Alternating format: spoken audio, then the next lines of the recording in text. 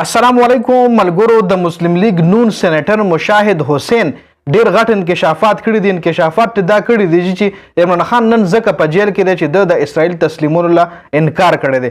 دا غټ انکشافات کړي. او بل جنرال باجوا چې کوم دی هغه وایي امریکې سره سوادې هم کړي وي. په هغې باندې هم تفصیل خبره کوو چې د نون لیگ سېنیټر مشاهد حسین دا کوم انکشافات کړي دي آیا دې کې حقیقت شته که نه، په دې باندې تفصیلا خبره کوو. بل چودھری پرویز الهي رها کېدو نه پس یو پیغام هم جاری کړی دی. مولانا فضل الرحمن صاحب د عمران خان قافله کې شاملېږي. کله به شاملېږي د هغې حوالې سره غټ اپډیټس دي چې آیرلینډ، ناروې او سپین چې کوم دی هغوی فلسطین تسلیم کړی دی. رؤوف حسن باندې حملې نه پس عمران خان د جیل نه یو اهم پیغام جاری کړی دی. عمران خان د سپریم کورټ نه غټه مطالبه کړې ده. سایفر کیس سماغت هم اسلام آباد های کورټ کې شوی دی چې د هغې هم تفصیل تاسو سره په دې ویډیو کې شریکوم. دا ټول هیډلاینز تفصیلا په دې ویډیو کې ډسکس کوو. ویډیو خپله هم مکمل وګورئ او مخکې ملګرو سره ضرور شریک کړئ. ټول نه ډومبې د نون لیگ په سېنیټر مشاهد حسین سعید باندې خبره کوو چې هغه کوم انکشافات کړي دي. یقینا چې حیران کن انکشافات دي.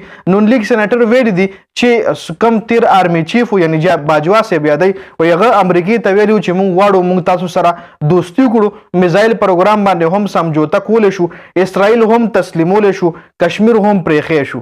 دا وایي آرمی چیف امریکې له ویلي. دا د نون لیگ سېنیټر وایي جی. او انډیا سره هم تجارت شروع کو او عمران خان باندې دا الزام لګېدو چې عمران خان د کشمیر سودا کړې ده. سینیر صحافي حامد میر هم د دې خبرې انکشافات کړي وو چې عمران خان ته ویل شوي دي چې ته اسرائیل تسلیم کړه، خو عمران خان و اسرائیل تسلیمولو نه انکار کړی دی. نو اوس د هغې په وجه باندې عمران خان په جیل کې دی جی. عمران خان چې وایي په جیل کې دی نو دا د اسرائیل تسلیمولو نه انکار کړی دی. د دې انکشافات مخکې حامد میر هم کړي او اوس د نون لیگ سېنیټر مشاهد حسین سعید چې کوم دی هم دا انکشافات کړي دي جی. بل د پی ټی آی د پنجاب صدر چودھری پرویز الهي پرون ضمانت منظور شو چې بیا د شپې کوټ لکپت جیل نه رها شو. رهایی نه پس چودھری پرویز الهي ویلي دي، دا بیان جاری کړی چې مخکې هم د عمران خان سره یم او اوس په هم کپتان سره ولاړ یم.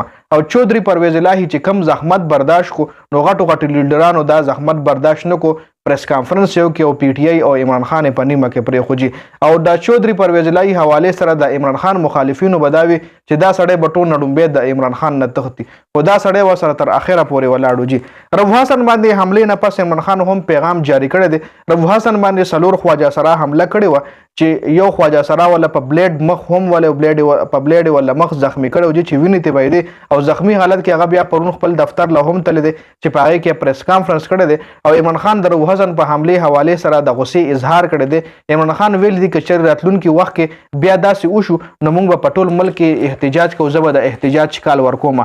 حماد اظهر چې کوم دی هم ویلي دي چې عمران خان د جیل نه دا پیغام را لېږلی دی چې رؤوف حسن حملې نه پس د پی ټی آی څومره هم لیډران دي هغوی منظر نه غیب وو نو هغوی به اوس ورو په منظر باندې راځي. او په سوشل میډیا باندې دا خبره هم ډېره زیاته وایرل ده چې مراد سعید به هم ډېر زر په منظر عام باندې راځي جي.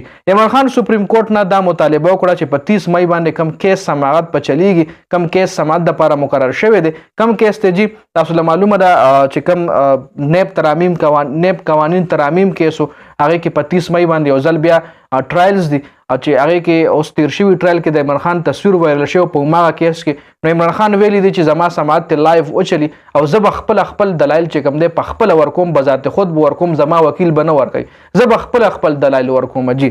خبر فلسطین دپاره پرون ډېره اهم ورځ و. دریو ملکونو پرون فلسطین تسلیم کړی دی. آیرلینډ، ناروې او سپین چې کوم دی دی فلسطین تسلیمولو اعلان کړی دی.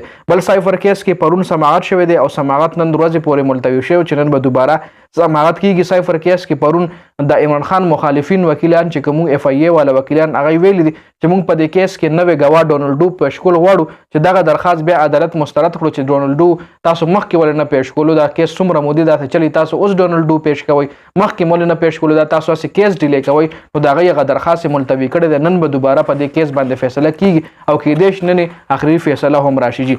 مولانا فضل الرحمن صاحب فیصله کړې ده چې زه به اپوزیشن سره اتحاد کوم. نو اوس اپوزیشن څوک دي؟ عمران خان دی جي. اپوزیشن سره به اتحاد کوي، عمران خان سره به اتحاد کوي او بیا به دواړو په شریکه باندې یو پریس کانفرنس هم راځي جي. نو په دې ویډیو کې دا اپډیټس د ویډیو کتلو زیاته مننه جي. والسلام.